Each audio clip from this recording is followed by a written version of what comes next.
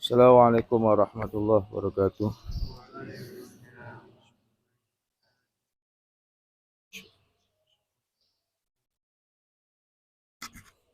Mau kedengeran?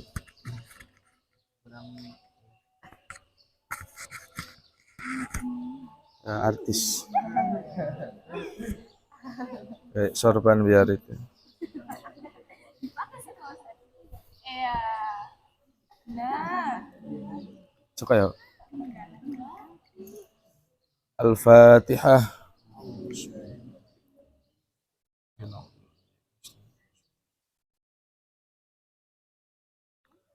Bismillahirrahmanirrahim.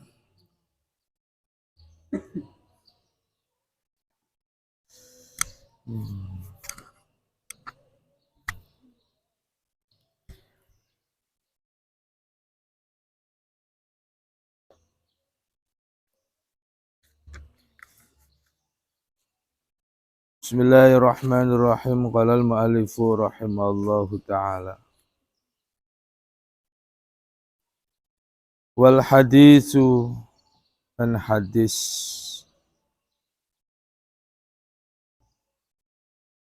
innama warada fil masajidi wa laysa fi ma'naha al masyahid.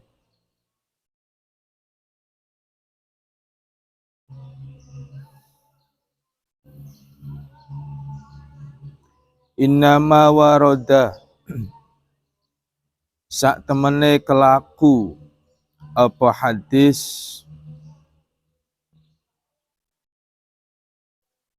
fil masajidi ing dalem pira-pira masjid.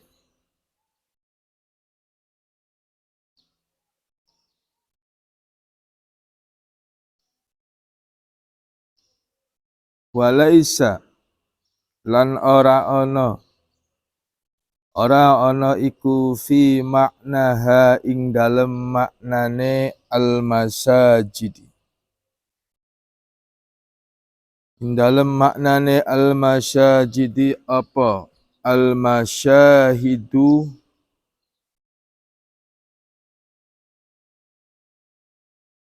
pira-pira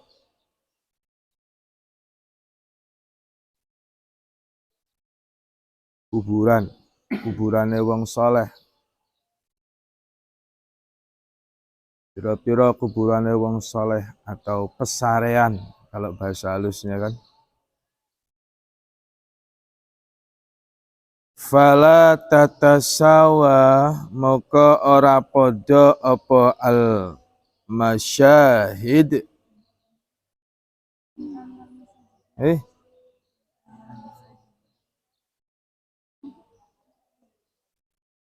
loncat jauh. Li'annal masajida krana sak temene pira-pira masjid ba'dal masajidi ing dalem sakwise pira-pira masjid ats-tsalatsati kang telu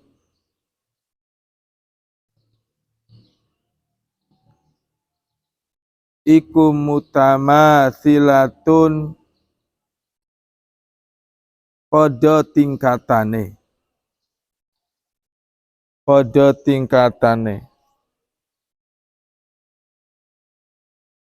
wala baladalan ora ana negara iku maujud atau qaryah desa bisa illa wa fihi kejaba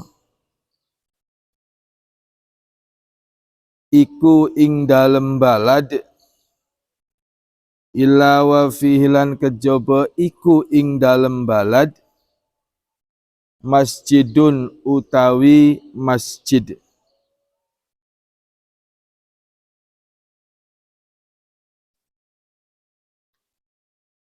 Fala makna mongko ora ana makna iku maujud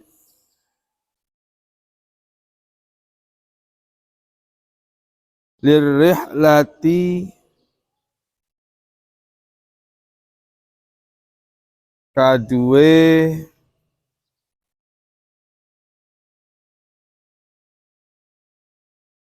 perjalanan atau bepergian lelungan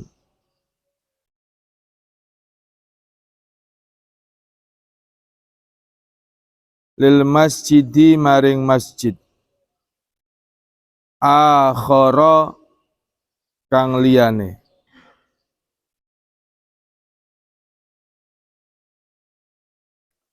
wa ammal masyahidu lan anapun utawi pira-pira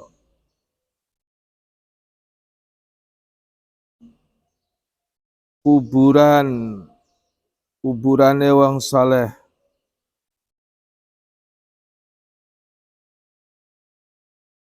fala tatasawa mongko ora padha apa al masyahid bal barakatu ziyaratiha balik utawi berkahe ziarah ing al masyahid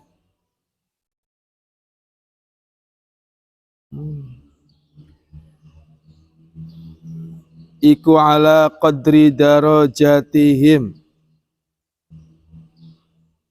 ing atase kira-kirane pira-pira wong kang duweni al masyahid duweni derajat ngatasi kira-kira pira-pira derajate wong kang duweni al masyahid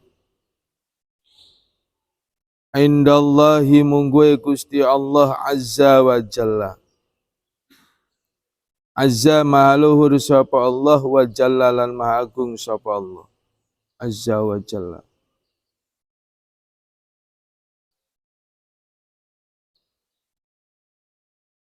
thumma qala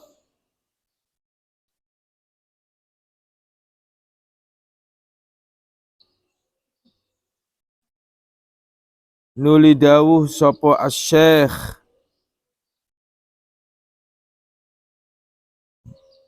Syekh Imam Ghazali tadi kemarin Imam Ghazali ya thumma qala nuli dawuh sapa asy-syekh atau Imam Ghazali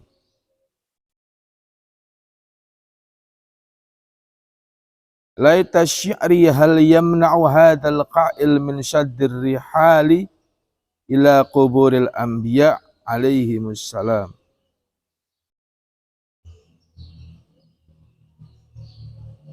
laita syi'ri menawa ngerti sapa ingsun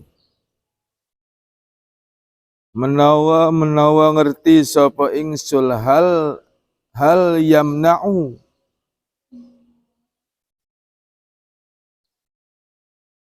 yamna'u ana toh nyegah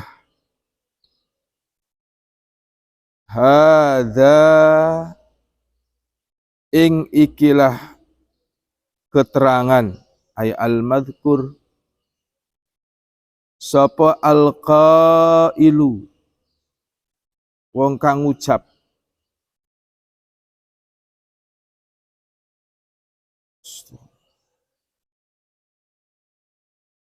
min syaddir rihali saking sangune perjalanan sangune lelunganan atau ongkos ila kuburil anbiya'i maring pira-pira kuburane para nabi ila kuburil anbiya'i maring pira-pira kuburane para nabi alaihimussalam alaihim muga tetep ingatasi anbiya assalamu utawi keselamatan. Mithla Ibrahima umpamane kuburane Nabi Ibrahim alaihissalam.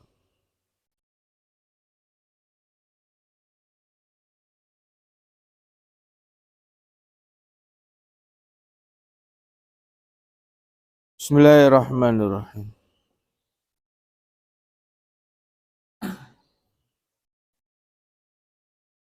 Masih bersangkutan dengan masalah yang kemarin.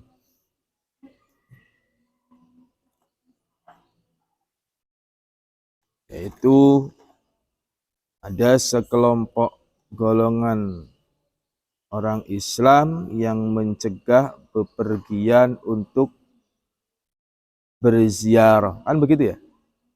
Kemarin itu ya. Kalau orang kalau ke Mekah Madinah kalau tujuannya ziarah nggak boleh, katanya begitu. Kalau tujuannya untuk sholat di Masjid Nabawi boleh, katanya. Ini hal yang keliru. Hal yang keliru. Jadi mereka punya dalil, kita juga harus punya dalil. Ini namanya apa ya? Kalau dalam Batsul Masail itu, kalau diskusi, orang yang diajak kok keras, kita harus keras. Kalau dia pakai dalil, kita harus pakai dalil. Itu dalam Batsul Masail begitu. Kalau orangnya pelan yang dia ajak bicara, ya pelan lagi. Tapi kalau keras, harus lebih keras. Nah, itu dalam forum Batsul Masail begitu.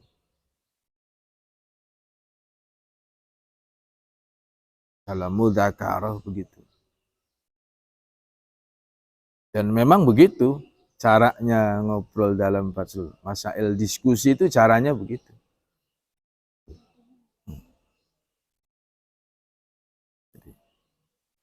Jadi orang-orang yang biasa diskusi Batsul Masail dengan orang yang tidak pernah mengolah dalil ini gampang. Biasanya kalau ngobrol, digentak sedikit udah gemeter. Padahal memang harusnya begitu. Jadi ngomong agak dikerasin terus gemeter nih, wah bukan santri. Ini orang nggak biasa diskusi. Ini dalam Batsul Masail itu kalau ada dalam diskusi ada sindiran, gentakan, nggak boleh marah. Aturannya memang begitu. Seumpama kok ada diskusi atau musyawarah,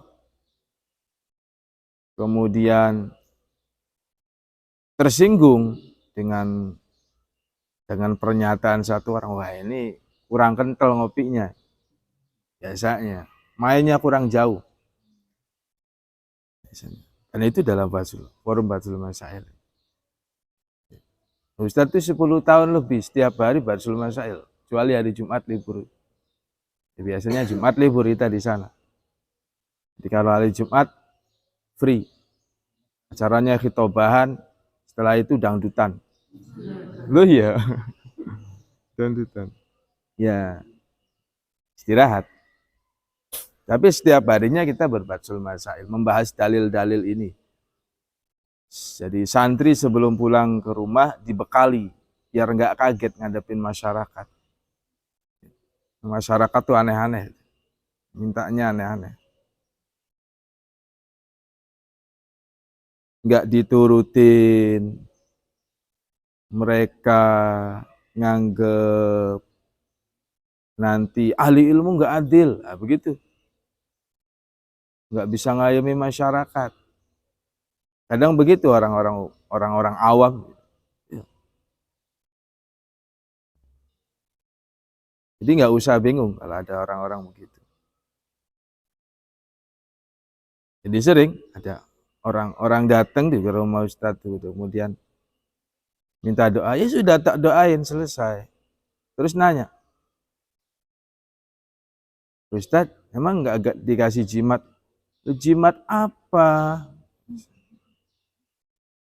Ya pokoknya dikasihlah buat apa gitu, buat pegangan.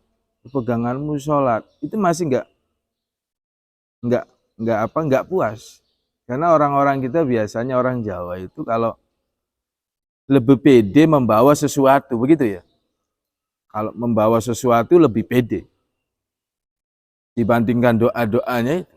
Jadi doanya oke, tapi dalam hal dohir, ikhtiar dohirnya mereka tuh harus ada. Doa iya, sholat iya, pikiran iya. Biasanya orang Jawa tuh begitu. Kemudian bepergian ya bawa keris biasanya. Kalau orang Madura bawa celurit biasanya. Itu sudah pede, kalau nggak bawa itu nggak pede. Nanti didoain apa sama kiainya dibawa. Ini kalau orang nggak ngaji, apalagi nggak ngaji risalah Ahlussunnah wal Jamaah, ini gampang ngomong musyrik. Musyrik.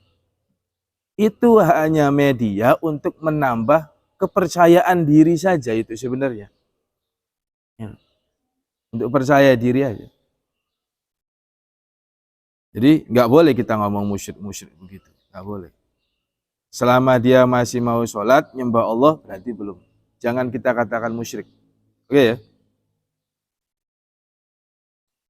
Orang Jawa, orang Madura, kalau bepergian, nggak bawa celurit, nggak bawa keris, itu kurang pede.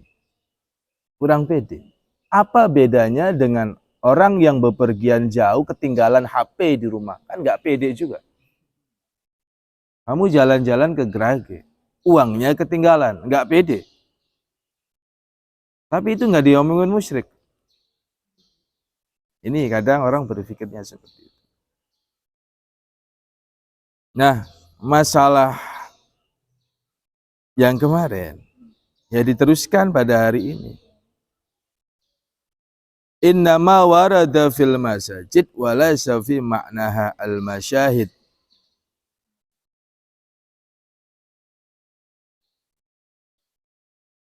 Permasalahan yang ada dalam permasalahan masjid, kemarin kan masjid, tidak ada masjid yang lebih utama kecuali 3 masjid. Apa tuh?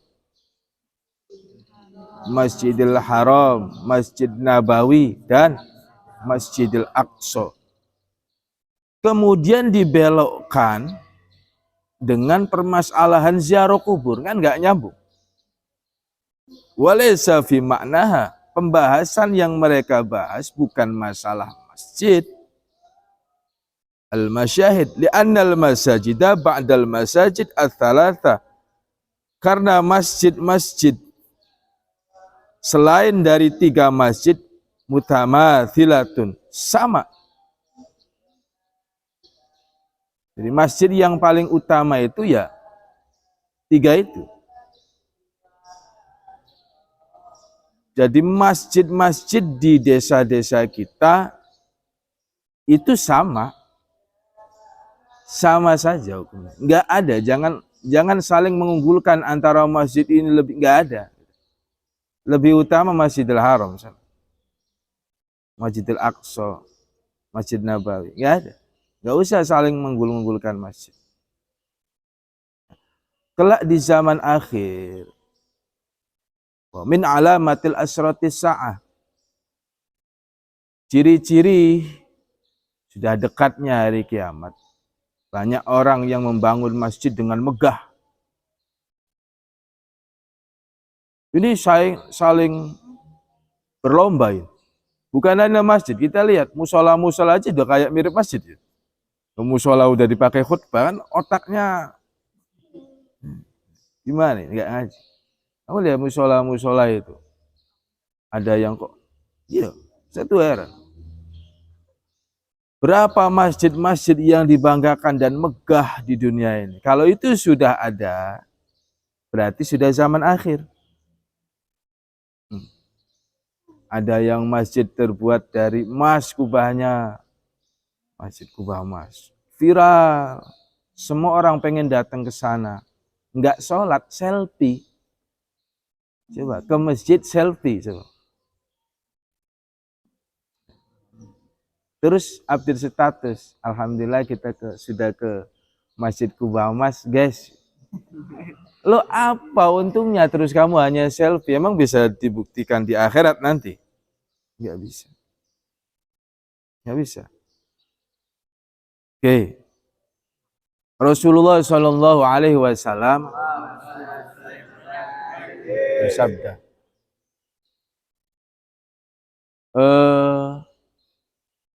Nawiru buyutakum bis sholatil jamaah wa qiraatil Qur'an.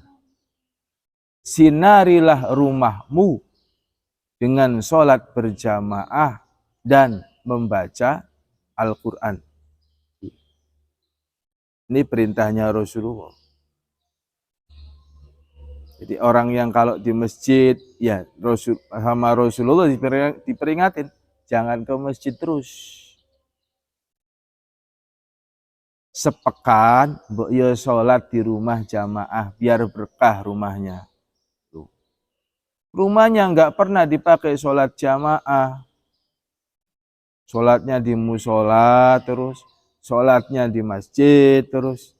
Masjidnya yang berkah, musolanya yang berkah, rumahnya yang gelap, nggak bersinar. Jadi yang dapat bantuan ya masjidnya terus. Rumahnya seret. Ya. Apalagi perbandingannya hanya musola. Ingat, ini kadang orang-orang kita mengunggulkan lebih baik sholat di musola dibandingkan sholat di rumah. Afdol mana sholat di rumah dengan sholat di musola? Di rumah. Dalam Islam tidak ada musola itu. Adanya masjid. Masjid adanya.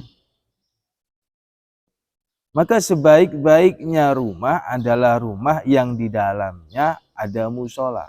Artinya rumah yang dibikin untuk sholat berjamaah. Lebih afdol lagi di dalam rumah bagian ruangan yang paling dalam. Apa tuh? Kamar. Ya, kamar. Ini betul. Jadi kalau milih sholat rumahnya samping musola, afdol mana? Ya afdol di rumah. Musola itu hanya bangunan biasa. Kamu pergi ke Arab, di sana nggak ada musola.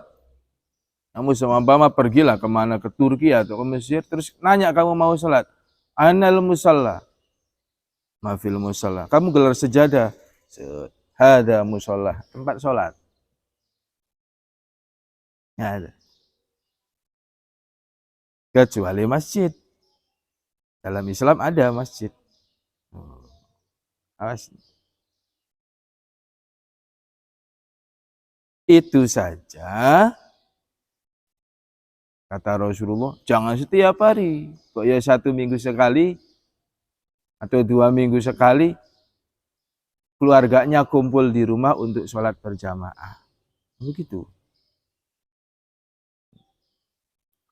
Bukankah Rasulullah sudah berisyarat kelak zaman akhir terjadi pada umatku berkelompok-kelompok di masjid dan mereka membahas duniawi. Kelompok. Masjid buat rapat, buat makan-makan. Rumah Allah buat makan, bos. Ini rumah Allah, bukan rumah makan.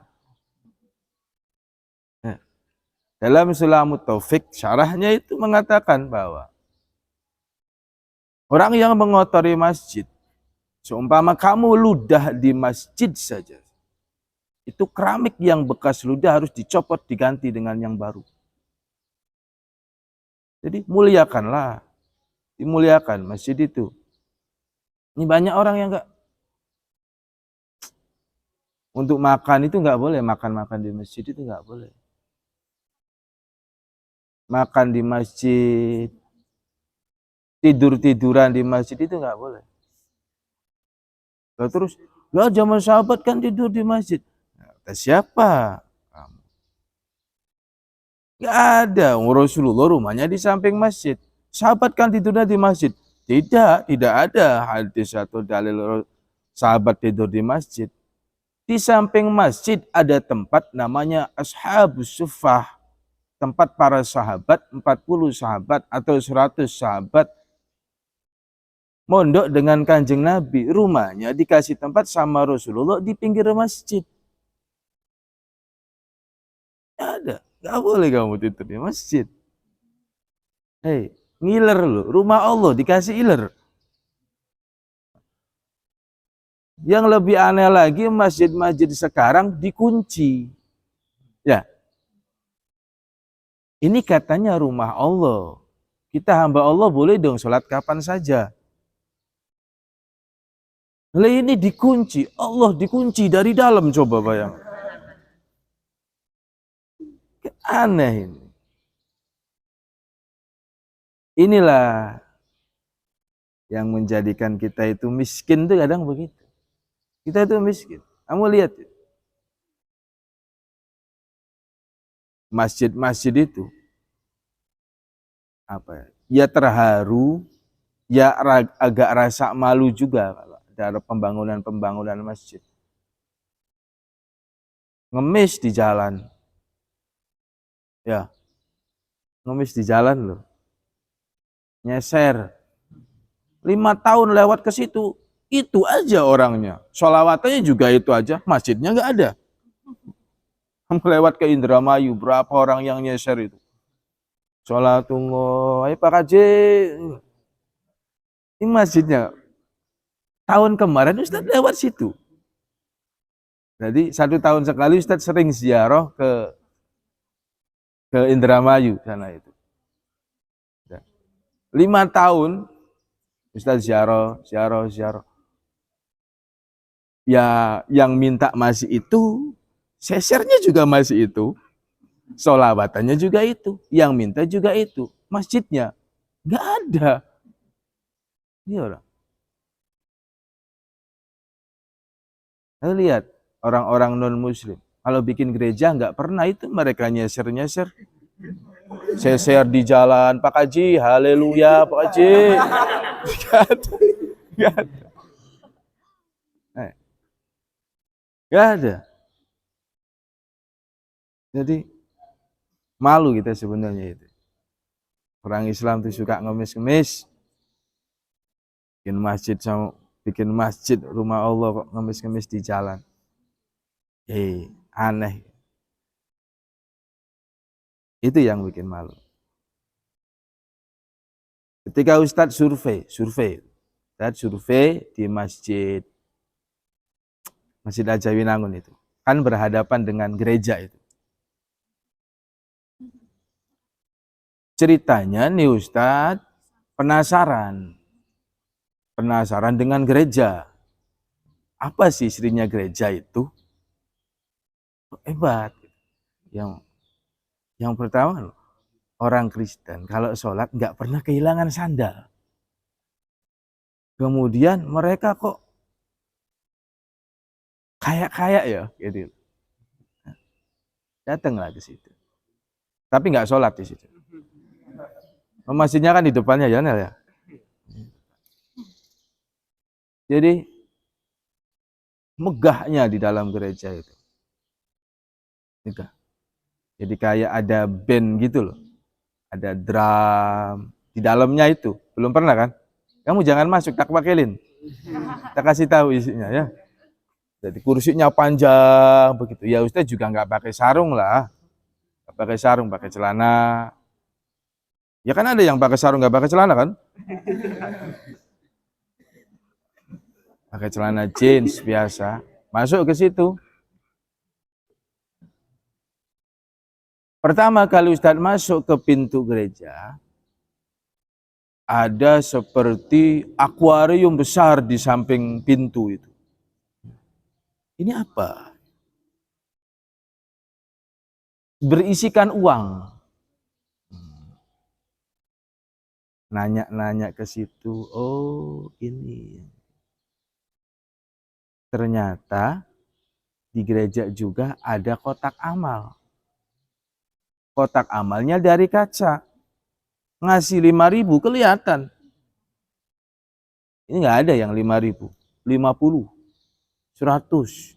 Wah, jadi mereka itu kalau punya dosa seumpama taubat, nanti ke gereja nebus dosanya, masukin uang ke kotak amal yang berjenis akuarium itu.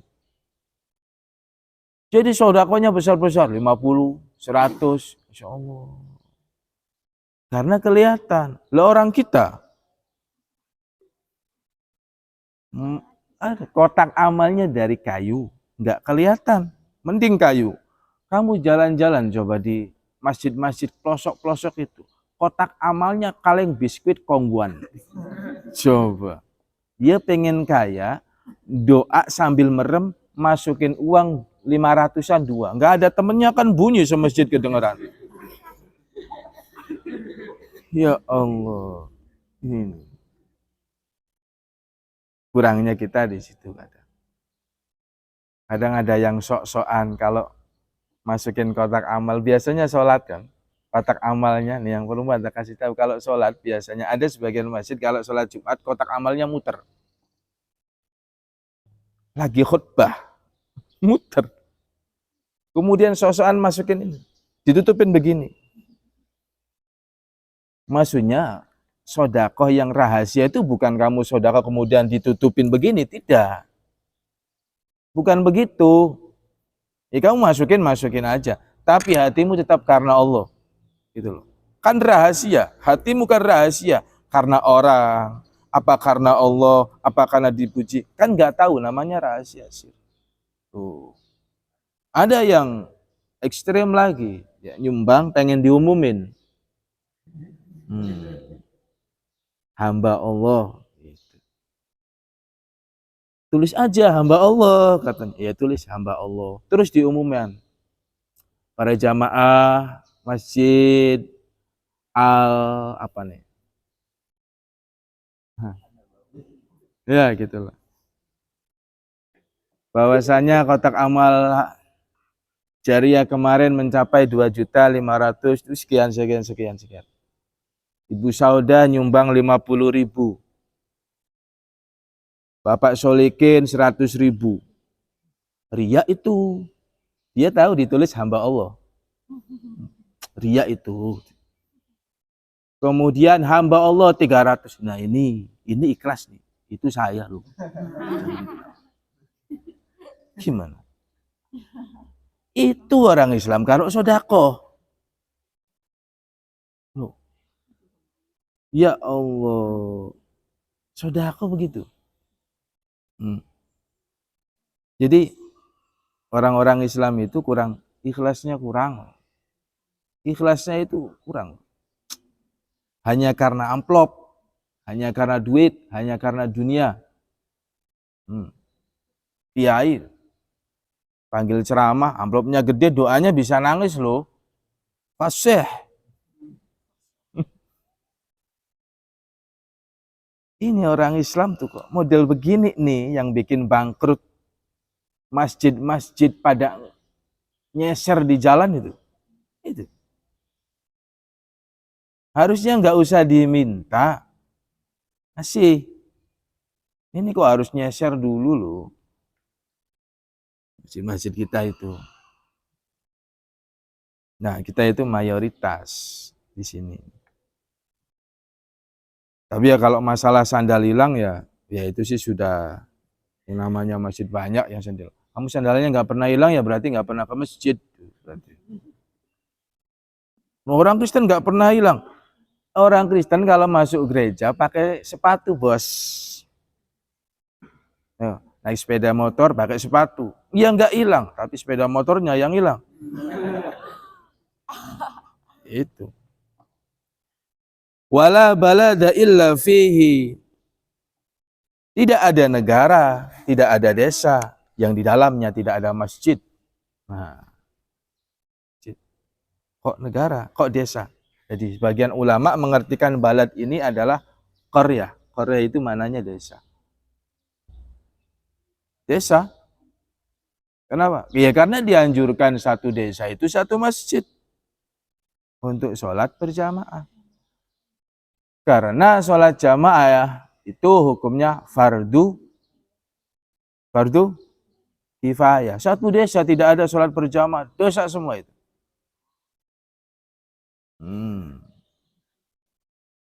Cid.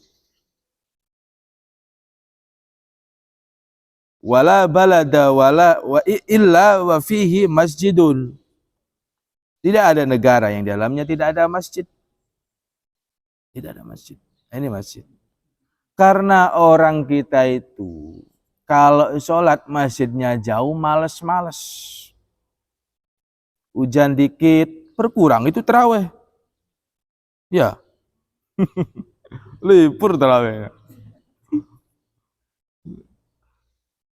Tambah hari ya kamu lihat aja. Awal Ramadan penuh. Rumahnya Ustadz itu kalau awal Ramadan sampai keluar. 2 hari penuh masih. 3 hari hujan. Soft awal 5 orang. Mantap kan? 5 orang. Ya Allah. Umum begitu. Ya itu. Orang kita itu pasang surut begitu. Imannya itu. Yang bikin nggak manjur doanya santri karena jarang ke masjid. Yang bikin nggak manjur doanya para ulama-ulama karena tidak sering iktikaf di masjid.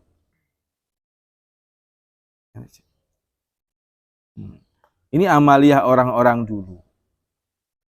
Kalau mereka tuh iktikaf di masjid.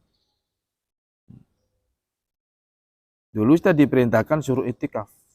Iktikaf di masjid wali terdekat. Dulu. Untuk apa? Untuk mengikuti jejak orang-orang terdahulu. Karena kalau jauh Wali Songo itu, kalau orang Jawa ini masjidnya jauh jadi nggak sholat, ya wis, daripada nanti nggak sholat, kata Wali Songo, kata Sunan Gunung Jatinya, tak bikin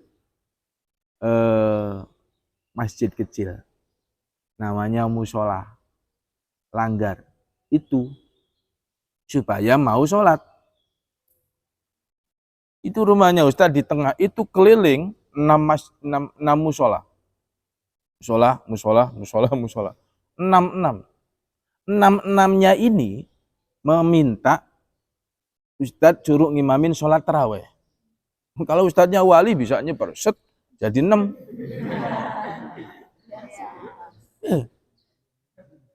6-6-nya ini minta Ustadz supaya ada kajian majelis di situ. Rebutan. Loh, bulan puasa kan biasa, namanya Ustadz itu laku itu. Iya nggak mau Ustadz. Kenapa? Perbandingan cuma musola bukan masjid. Kalau itu masjid, Ustadz mau ngaji di situ. Gitu. Tapi ya lihat dulu masjidnya. Lihat dulu masjidnya.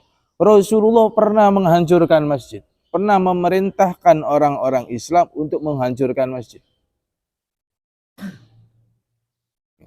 Ada segerombolan orang-orang munafik yang hanya berpura-pura ingin mengikuti Rasulullah, tapi sejatinya dia akan menghancurkan agama Islam, akan menghancurkan golongan-golongan umat Islam yang ikut dengan Rasulullah. Untuk supaya Rasulullah terenyuh hatinya, kemudian Rasulullah semoga salut, caper ceritanya, ini orang-orang munafik caper ke Rasulullah, bikin masjid. Apa kata Rasulullah? Hancurkan itu masjid. Saya tidak memerintahkan untuk bikin masjid di situ. Hancurkan. Itu orang-orang munafik ingin menghancurkan orang-orang kita, ingin menghancurkan orang-orang Islam. Suruh dihancurkan. Masjid. Tuh, begitu, ya. Rumah Allah ini.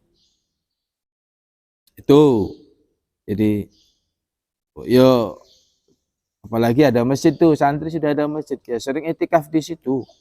Etikaf di situ. Ya. Oh, nyari Lailatul Qadar tuh. Etikaf di situ, etikaf. Kalau yang perempuan bagaimana, Ustaz? Apa harus itikaf di masjid? Lah, enggak usah. Loh, kok ngelarang? Ya bukan Ustadz yang ngelarang. Ini perintah Rasulullah. Nah, kamu lihat hadisnya Rasulullah dalam kitab Uqudul Jan. Perempuan itu lebih baik sholat di rumah.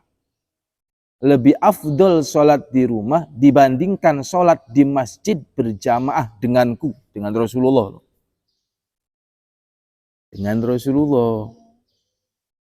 Kan gampang nimbulin fitnah soalnya perempuan. Apalagi yang sedang haid, kan? Dia nggak haid, ya udah istihadah. Kalau netes, ya disumpel, ya walaupun sumpel ya tetep loh kalau itu. Ya orang haid kan lewat di masjid aja kan nggak boleh kan? Apalagi berdiam diri di masjid nggak boleh. Baca Quran juga nggak boleh.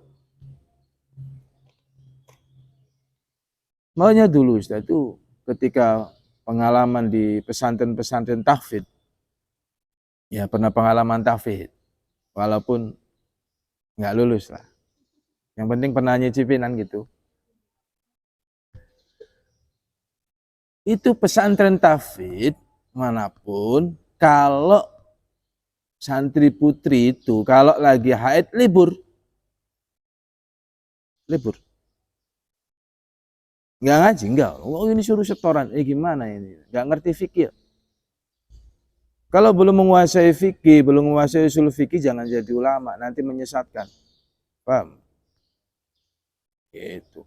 Ya orang kalau tahunya Qur'annya saja, nggak tahu fikih, nggak tahu larangan-larangan orang yang haid, yang nifas. Ini kertas. Seumpama kamu haid. Ini kertas. Terus ada tulisan Arab, tulisan Quran, atau tulisan Bismillahirrahmanirrahim. Ayo, kamu bawa Quran apa bawa kertas? Ada tulisan Al-Qur'annya, boleh tidak?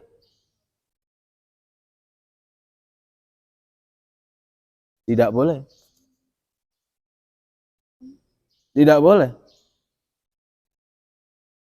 Qira'atuhu wa hamluhu wa masyuhu. Memegang, membawa, membaca, enggak boleh. Ini undangan-undangan sekarang orang kalau pernikahan itu ada ayat Al-Qur'an di belakangnya. Terus setelah dibaca dibuang, Quran dibuang.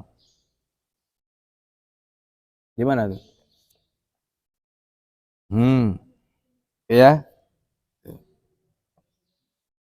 Itu masjid. Jadi selain dari 3 masjid itu, masjid semua di negara-negara, di desa-desa itu sama. Nggak usah saling mengunggulkan masjid satu dengan masjid lain. Sama, bahkan malah banyaknya masjid itu mencerminkan hari kiamat datang. Dulu masjid itu cuma satu desa satu. Kata Rasulullah indikasinya, kalau sudah satu desa lebih dari satu, lebih dari 2, ini berarti akhir zaman. Sini masjidnya berapa? 4, 5. Wah, ini kayaknya deket nih. Ya, itu. Jangan begitu.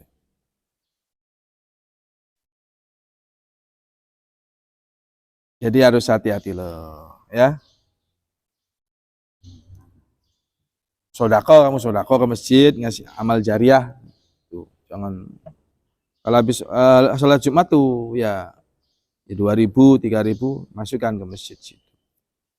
Biar nggak ngemis-ngemis masjidnya. Itu.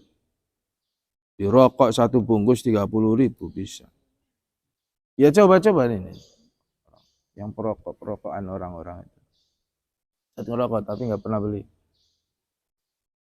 Laki-laki 1 hari 1 bungkus. 1 hari 1 bungkus. Katakanlah 20.000. Yang murah ini, rokok yang murah 20.000 nggak ada iklannya. tingwe, linting dewe, pakok. Ini kalau Jawa Tengah namanya tingwe, linting dewe. Berapa itu? 15.000, 20.000, 20.000 ya? Yang bagus ya? 20.000 yang bagus pakoknya.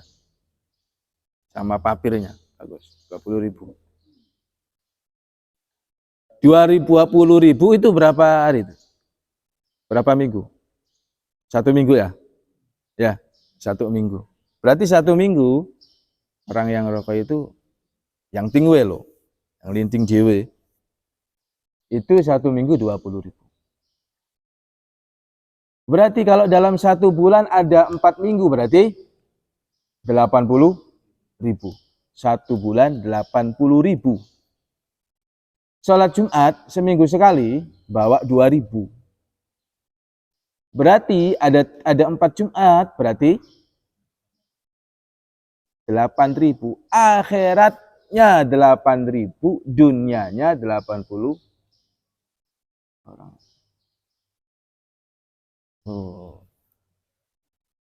Makanya dulu Ustadz pernah dimarahin sama almarhum bapaknya. Kamu jangan ngerokok. Selama kamu belum bisa beli rokok sendiri, jangan beli rokok. Gitu. Kalau bisa, jangan beli rokoknya. Baru kamu boleh rokok. Saya tidak ridho. Bapak saya, tapi bapakmu yang nggak tahu. Kalau ngirimin uang ke kamu di pondok, terus uang yang saya kirimkan untuk beli rokok, saya nggak ridho. Wah, sangat ngeri gitu. Allah tuh ngasih jalan. Ustaz diminta sama Kiai ngabdi.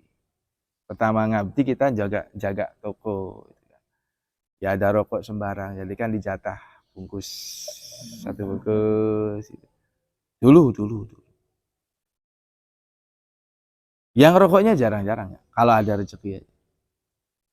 Sampai sekarang ya enggak beli maksudnya. Itu barokahnya orang tua. Gitu. Mana tuh? Fala makna li rihlati. Kalau masalahnya masalah masjid, perjalanannya tidak ada dipermasalahkan. Ini kok mempermasalahkan jalan ke masjid.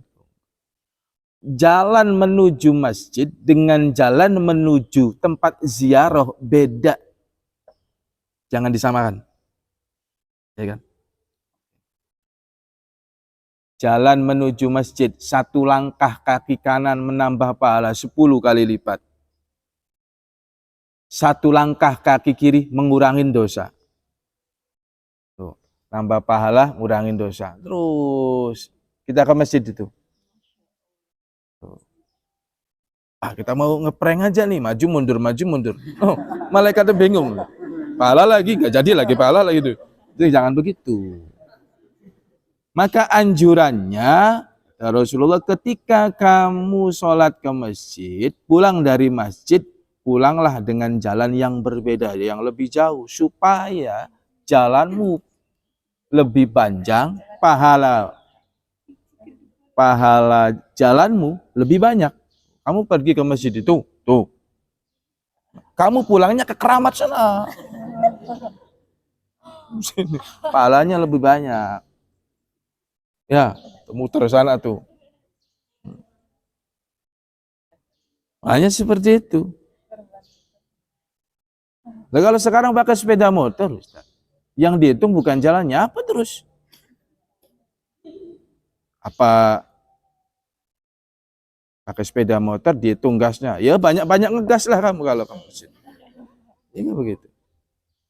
Anjurannya kan jalan kaki anjurannya.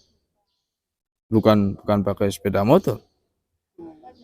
Gitu. Lah, anehnya nih masjid-masjid sekarang kadang sepi ya. Jamaahnya nggak ada, yang ngaji nggak ada, nyetel MP3. Yang ngaji MP3 tuh Tarhim MP3. Ada masjid baru, suaranya enak. Salatu wassalamu alaik. Ternyata MP3. Gimana Ustaz? Kalau ini kan musim tadarus, yang tadarus nggak ada yang mau. Gimana kalau tadarus kita nyetel MP3 saja? Ya nggak apa-apa sih. Baik, setel aja biar rame. Nanti yang masuk surga ke MP3-nya, bukan orangnya itu. Kamu bohongin malaikat loh. Malaikat datang, oh ada tadarus Quran. Ada kan malaikat yang sering datang ke majelis-majelis ilmu, majelis-majelis zikir. Itu malaikat namanya malaikat as-sayarah. Bentuknya seperti mobil, tapi punya sayap, kayak kendaraan punya sayap, keliling. So, datengin masjid yang ada di situ ada orang tadarus, datang. Senangnya berkeliaran, terbang-terbang di langit. Kemudian kalau satu malaikat datang ke masjid, manggil semuanya, datang di sini ada di sini.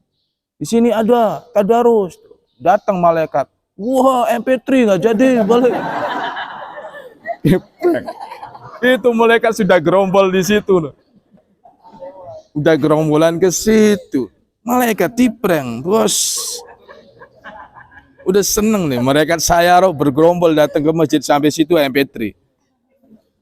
Repot.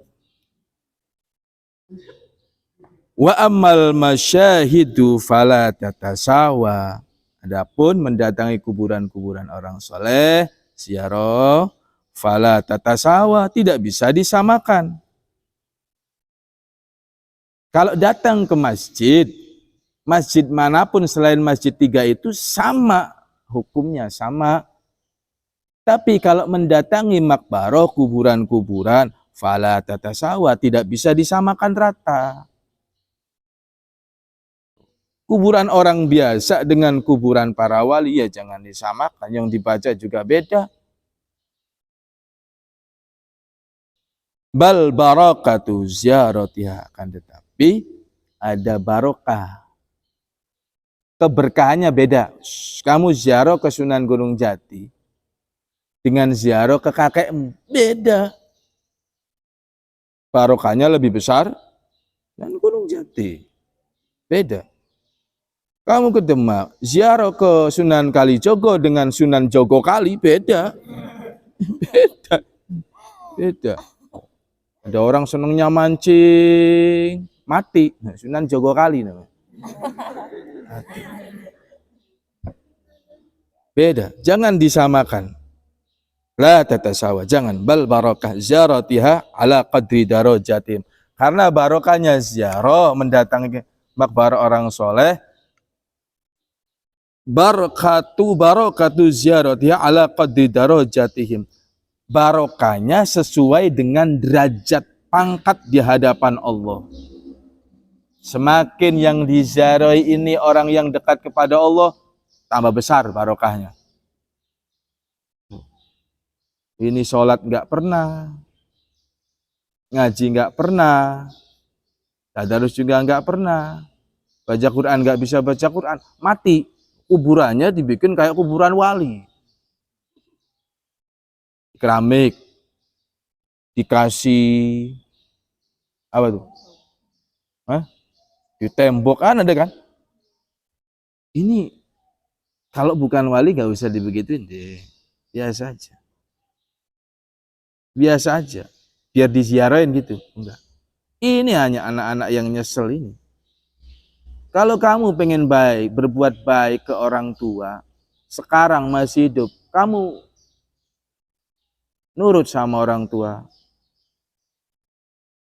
Jangan nggak nurut, kemudian sudah mati nyesel. Akhirnya dengan penyesalannya, makamnya dibagus-bagusin. Biar enak lega di sana. Kuburan mau bagus, mau di keramik di tingkat 7 juga, malaikat mau nyiksa-nyiksa aja.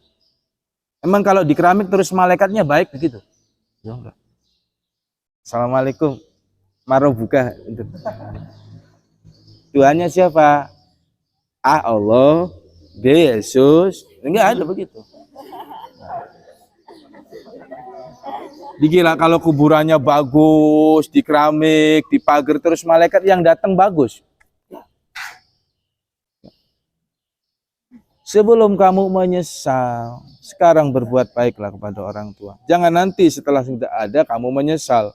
Pelampiasannya di keramik, dikasih kaligrafi, orang makbaronya. Enggak sholat aja kasih kaligrafi. Bos. Jadi tempat-tempat ziarah itu yang kita datangi barokahnya lebih besar kalau yang diziarahi ini punya derajat, punya pangkat di hadapan Allah. Gitu. Begitu loh. Beda, jadi jangan disamakan. Jangan disamakan. Tsumma qala laita syi'ri hal yamnu hadal qail. Kata Imam Ghazali. Aku nggak mengerti alasan mereka hal yamnu hadal qail. Nih yang ngomong itu terus berpendapat mencegah. Al-qail itu pendapat, orang yang berpendapat. Mencegah min syaddir rihal, mencegah untuk bepergian ila kuburil anbiya, ke kuburan para nabi. Kok bisa nggak boleh gitu loh, bisa dilarang. Ini nggak masuk akal. Nggak masuk akal. Min syaddir rihal ila kuburil anbiya alaihimussalam mitla Ibrahim, seperti kuburannya Nabi Ibrahim alaihissalam. Nabi Ibrahim. Kata Imam Ghazali begitu. Masa sih kita sebagai manusia terus membatas-batasi pahala, mensekat-sekat seseorang, ini nggak boleh, ini sah, ini tidak sah, ini dosa, ini nggak nyampe, kan gitu. Yang dipermasalahan dalam ziarah kubur itu, ulama berbeda pendapat, itu adalah sampai tidaknya, bukan boleh atau tidak berziarah, sampai tidaknya. Sampai atau tidaknya. Lalu kita percaya sampai aja. Gitu. Nyatanya nggak ada jawaban kok. Kamu kirim WA nggak nyampe kan balik lagi. Nah ini enggak. Ini masalah sampai atau tidak. Kita itu bukan panitia surga. Bukan panitia pahala. Sama Allah juga jauh, jangan sok-sokan ngurusin, ini tugasnya Allah. Masalah pahala Allah yang ngatur. Masalah pahala Allah yang ngatur. Janganlah kita itu membatasi pahala seseorang. Ini nggak boleh, nggak nyampe. Nggak bisa. Sudahlah itu. Terus habis saya ini dakwah membela Allah. Saya amar ma'ruf nahi mungkar. Mana yang salah saya, ya jangan begitu caranya. Amar ma'ruf nahi mungkar bil ma'ruf la bil mungkar. Kalau kamu pengen amar ma'ruf nahi mungkar, mencegah, memerintah kebaikan dan mencegah keburukan, bil ma'ruf la bil mungkar, dengan cara kebaikan, bukan dengan cara kemungkaran, dengan cara baik. Bisa dong negur dengan baik-baik itu. Kalau cara baik-baik sudah nggak bisa, nah baru itu tembak aja. Caranya begitu. Gak usah membela Allah, nggak usah. Allah itu maha kuasa. Allah itu apa? Maha super. Nggak dibela kamu juga nggak apa-apa. Allah mah sendirian tetap. Ya. Nggak butuh dibela kamu, nggak butuh. Nggak butuh.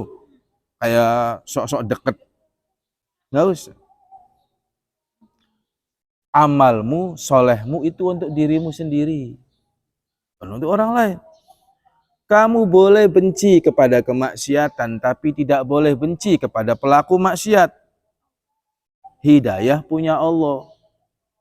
Mau mendakwai seseorang biar tobat, hidayah Allah belum turun, ya belum nurut. Gitu. Dan belum nggak pernah itu merintah jamaahnya Ustadz suruh sholat. Bukan Tuhan kok nyuruh sholat kita. Ya sudah, biarkan aja. Yang penting kita itu mendoakan hidayahnya turun untuk dia. Gurunya Ustadz Al-Karim Ibn Al-Karim Ahmad Muhammad. Beliau itu punya majelis unik ini. Majelisnya itu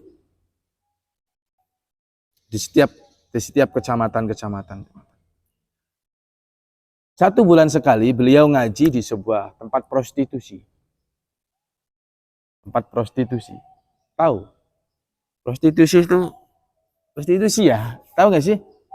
Sekolah itu.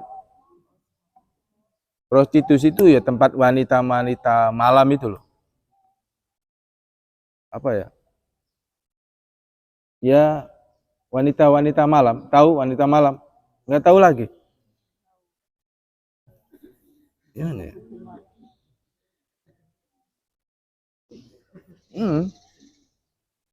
WTS itu. Tahu WTS? Nggak tahu lagi. WTS itu wadah titip senjata. Nggak tahu lagi. Perempuan-perempuan. Nah, beliau itu ngaji setiap bulan di situ. Beliau ngomong begini. Jadi setiap ada pengajian, orang-orang begitu tuh, wanita-wanita tunasusila yang biasanya pakai seksi. Kalau waktunya 1 bulan, kiainya Ustadz datang ke situ pengajian, mereka pakai jilbab. Beliau bilang begini, santri-santriku sing tak tresnani, santri-santriku yang aku cintai. Pada orang maksiat. Saya mendirikan ini, saya ngaji di sini hanya untuk mengajak-ngajak. Kalau hidayahmu belum turun, kamu jangan dipaksain. Kamu ikut ngaji dengan saya, yang masih mabuk setelah ini mabuk lagi nggak apa-apa. Coba gitu. Saya mendirikan majelis ini tidak untuk merubah profesi kalian. Begitu. Yang nyuri tetap nyuri. Jangan karena ikut majelis saya, ikut ngaji saya terus berhenti nyolong, jangan. Beliau begitu. Dan memang agak kontroversi, beliau itu agak khawarikul adat. Khawarikul adat itu mempunyai keistimewaan yang berbeda dengan orang lain. Dan setiap beliau ngaji itu bawa kitab. Jadi bawa kitab Ihya Ulumuddin. Beliau berkata begini, tidak ada yang bisa mengatur hidupku kecuali Allah dan kitab ini. Itu. Tiap hari nggak pernah keluar di rumah. Jangan karena kamu ikut majelis saya kemudian berubah profesi. Jangan. Kalau hidayah belum turun, nggak usah sok-sokan kamu taat. Kamu taat karena hidayah Allah, bukan karena saya. Hebat kan? Itu beliau. Yang senang nyuri, setelah ini kita ngaji, stop dulu nyurinya. Setelah ngaji, nyuri lagi. Nggak apa-apa. Bilang begitu. Masya Allah, hebat. Unik. Jadi rumah beliau itu di samping pesantren. Luas. Haflah itu 7 hari 7 malam ada wayang di situ, gratis. Di haflah di pondoknya Ustadz rame. Ada konsernya. Ada wayang, ada dangdut. Tadi santri bingung mau nonton mana. Beliau berpesan, jangan kamu tiru aku. Kalau kamu niru aku, bangkrut. Saya menghabiskan untuk acara haflah ini, satu untuk dakwah untuk masyarakat dan menyenangkan santri. Jangan kamu tiru saya, kata saya. Biar saya yang nanggung dosanya. Kalau kamu niru saya, bangkrut.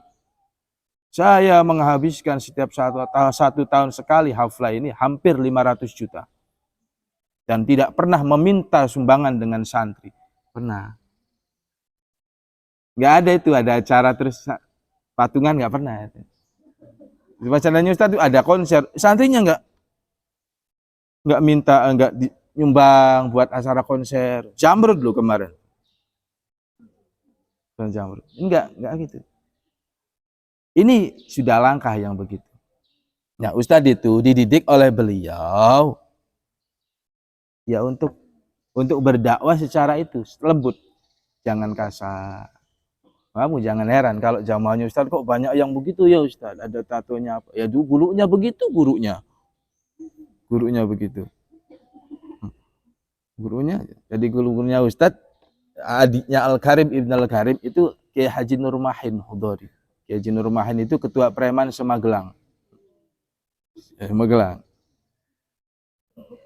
Hebat kan? Jadi kalau punya santrinya kok punya majelis kok isinya orang-orang yang begitu, ya wajar. Jadi santri itu tidak akan jauh kehidupannya dari gurunya, sama. Kalau dia benar-benar meresap ilmu dari gurunya, sama. Ya. Paham ya? Sama. Tapi kamu yang benar-benar, nanti sama kehidupannya. Tidak jauh dari gurumu.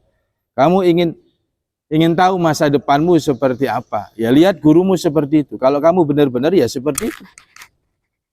Seperti itu gurunya. Tapi guru yang punya sanad sampai ke Rasulullah Shallallahu Alaihi Wasallam. Ini guru yang bisa menyelamatkan kamu dunia akhirat. Al-Karim bin Al-Karim begitu. Jadi pernah Al-Karim bin Al-Karim Ahmad Muhammad didatangin orang Malaysia. Keliling dunia, keliling Indonesia. Kemudian bertamulah ke rumah Al-Karim. Ya Syekh, saya sudah muter-muter ini. Nah, kamu nyari apa? Saya nyari guru yang bisa menyelamatkan dunia akhirat. Apa beliau bilang? Saya. Saya. Mengaji dengan saya. Beliau. Saya. Kamu ngaji dengan saya. Ya sampai sekarang masih ngaji. Nah, ya sampai hubungannya dengan baik dengan orang Malaysia. Di pesantrennya Ustaz tuh bukan hanya di sini aja. Ustaz dulu di pesantrennya ada orang Malaysia, ada orang Thailand. Di sana itu. Oh, iya orang Thailand. Nah, jadi nggak kaget aku lihat kamu biasa aja. Dulu begitu. Kamu ikut saya. Sampai hubungannya baik, beliau sampai buka usaha di Malaysia. Kayaknya Ustadz punya usaha dealer mobil, jual beli mobil di Malaysia. Keren kan? Itulah hebatnya ulama-ulama terdahulu. Dulu tapi beliau sudah almarhum. Ustadz tahu beliau hanya beberapa tahun, 3 tahun atau berapa tahun. Jadi, sulit untuk ditemuin. Ustadz pesantren 12 tahun, bisa salaman dengan beliau cuma 2 kali. Selama 12 tahun itu. 2 kali. Susah. Memang agak berjarak, susah banget itu. Jadi agak nyentrik. Ada santri gatel. Santri kan gatel-gatel tuh. Iya, Ustaz juga gatel dulu. Pernah gatel-gatel. Ada kamu gatel gak? Oh, belum santri berarti. Gatel-gatel. Sampai nggak tahannya datang ke beliau. Yai, gatel-gatel saya minta sembuh. Biar apa? Biarin santri kok. Ya minta doa biar disembuhkan oleh Allah. Ya sudah, dikasih. Temannya Ustadz, orang Wonosobo, datang terlalu pagi. Jam 6 datang. Tahu Ustadz begitu datang. Biasanya kan jam 7, jam 8 baru bisa sowan. Jam 6 datang. Kiai lagi bikin kopi.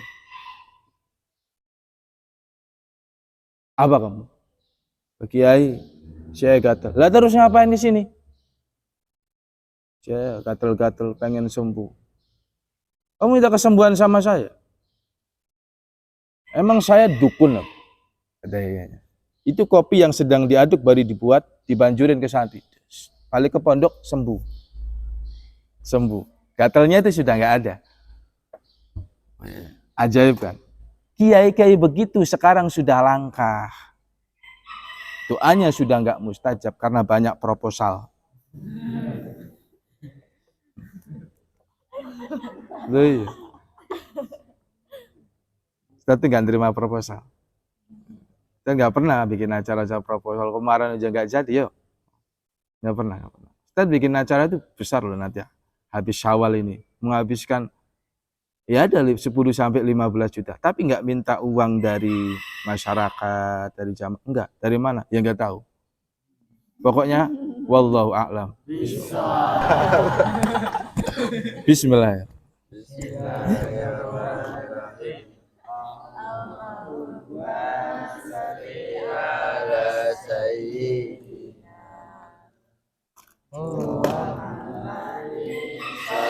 تجعلنا من أهل العلم دار رحمتنا بعبادك الصالحين في دنيانا وأخرانا وعلى آله وصحبه وسلم في دنيانا وأخرانا وعلى آله وعلى آله وصحبه وسلم.